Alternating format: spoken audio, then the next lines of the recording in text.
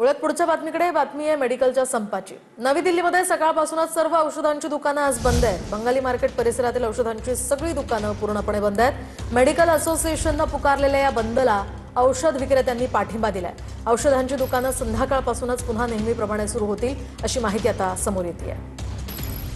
Online औषध विक्रीच्या विरोधामध्ये देशभरामध्ये ड्रगिस्ट आणि केमिस्ट असोसिएशन आक्रमक झाल्याचं बघायला मिळते। आज त्याच अनुषंगाने देशभरामध्ये 24 तासाचा बंद जो आहे तो या संघटनेकडून पुकारण्यात आलेला। मी राजधानी नवी दिल्लीमध्ये आहे। राजधानी नवी दिल्लीतील हा खरं तर गजबजलेला एरिया म्हणून बघितला जातो बंगाली मार्केटचा, आणि या परिसरामध्ये मोठ्या प्रमाणावरती मेडिकल्सचे स्टोर आहेत, पण हे मेडिकलचे स्टोर्स जे आहेत ते आज पूर्णपणे बंद करण्यात आल्याचं चित्र आपल्याला या ठिकाणी बघायला मिळते। खरं तर अखिल भारतीय औषध विक्रेता संघटने ही मागच्या काही दिवसांपासून सातत्याने आक्रमक झाल्याचं आपल्याला बघायला मिळालेलं होतं, आणि त्यांच्याकडनं विविध मागण्यांसाठी हे बंदचं जे आहे ती घोषणा केली गेलेली होती, पण तोडगा कुठलाही निघाला नाही। आणि त्यानंतर आज 24 तासासाठी या संघटनेकडनं खरं तर देशव्यापी बंदची हाक जी आहे ती दिली आहे। आणि आपण बघू शकतो मोठ्या प्रमाणावरती दुकानं जी आहेत ती सकाळच्या वेळेपासूनच बंद असल्याचं आपल्याला बघायला मिळते।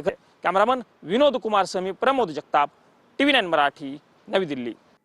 दरम्यान मेडिकल बंद काळात अन्न औषध प्रशासनाच्या नियंत्रण कक्षाचा फार सध्या दिसतोय। कोल्हापुरात अन्न औषध प्रशासन कार्यालयाला सुद्धा कुलूप पाहायला मिळालंय। प्रशासनाकडून देण्यात आलेला हेल्पलाईन नंबर सुद्धा बंद येतोय।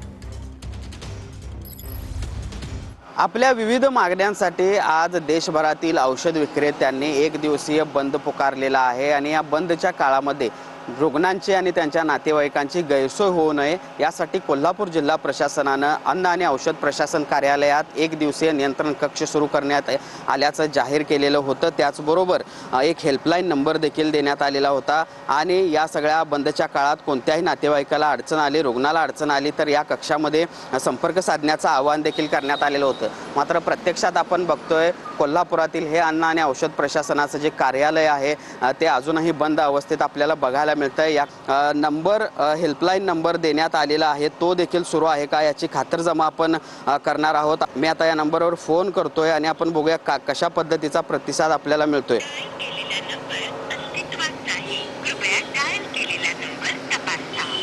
भूषण पाटील, TV9 मराठी, कोल्हापूर। वळूयात पुढच्या बातमीकडे। प्रसाद लाड यांना मनोज